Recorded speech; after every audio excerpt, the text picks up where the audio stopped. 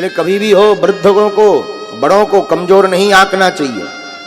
ये लोग बुद्धि के बड़े तेज होते हैं। एक बार ऐसे ही एक व्यक्ति का विवाह हुआ तो लड़की के पिता ने कहा कि देखो भाई, बारात में बूढ़े एक भी नहीं आएंगे, बूढ़े अगर आएंगे तो विवाह नहीं होगा।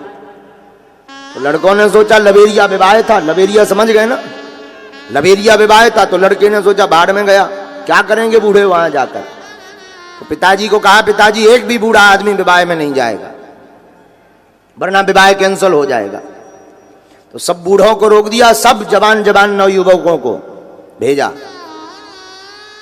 अब जवान जवान गए तो लड़के का जो फूफा था वो नाराज हो गया कि नहीं मैं तो जाऊंगा, चाहे जो हो जाए।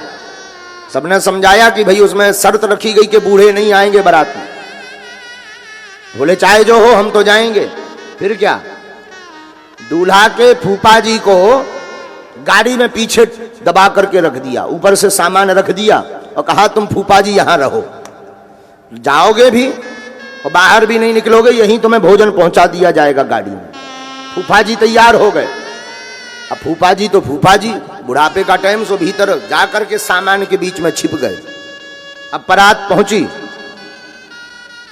वहां जैसे ही बारात पहुंची तो लड़के वाले पिता ने खबर भेजी कि सुनो, बारात का स्वागत करवा करके बोले सुनो, बारात आ गई सो तो ठीक है, पर विवाह तब होगा जो गांव के बाहर हमारी नदी है, उस नदी में पानी की जगह अगर दूध की धार बहा दें तो बारात का विवाह, उस लड़के से विवाह होगा हमारी बेटी का, नहीं तो कैंसर।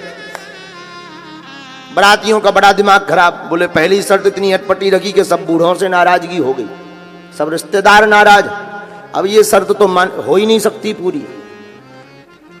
तो कहा कि अब तो शादी होनी नहीं है, चलो वापस लौट चलो। एक बाराती ने कहा वापस लौट रही हैं, फूफा जी के प्राण काय को ले लो, इन्हें और बाहर निकाल लो, अब तुम दम से बैठो, अब तो विवाह हो ही नहीं रहा, दम से बैठो बाहर। तो फूफा जी को कहा कि निकलो बाहर। फूफा जी बोले क्या हुआ, बारात हो गई, विवाह हो गया। बोले काय को विवाह हुआ, मना कर दिया। किस बात पे? बोले उन्होंने दूसरी शर्त रख दी कि अगर विवाह करना हो तो ये जो नदी गांव के बाहर निकली है इसमें दूध की धार बहनी चाहिए, और अब संभव नहीं है वो, अब वापस जा रहे हैं, तुम काहे को इसमें प्राण दे दो, चलो साथ में बाहर निकल के हवा लो खुली, जीप की खिड़की में से सिर निकालो। तो फूफा जी ने कहा बूढ़ा आदमी बड़ा समझदार तो थे ही, वृद्ध आदमी बड़ा अनुभवी होता है। बोले इतनी छोटी बात पे बारात वापस कर रहे, छोटी सी बात। तो बाराती बोले तुम्हें छोटी नजर आ रही है, दूध की नदियां बहाने को कहा है।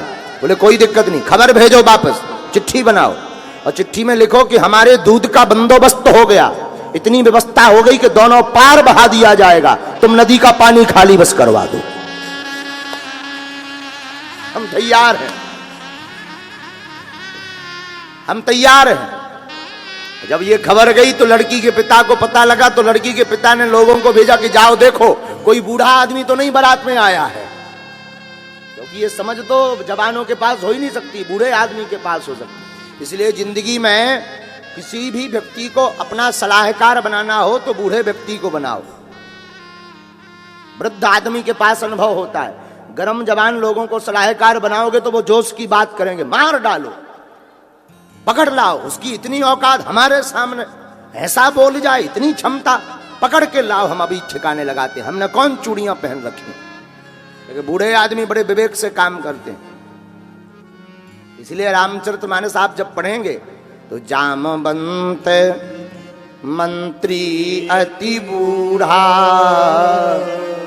जामवंत जी को मंत्री बनाया। बाकी राम जी सर्वसमर्थ हैं, पर दुनिया को शिक्षा देने के लिए राम जी ने जामवंत जी को मंत्री बनाया।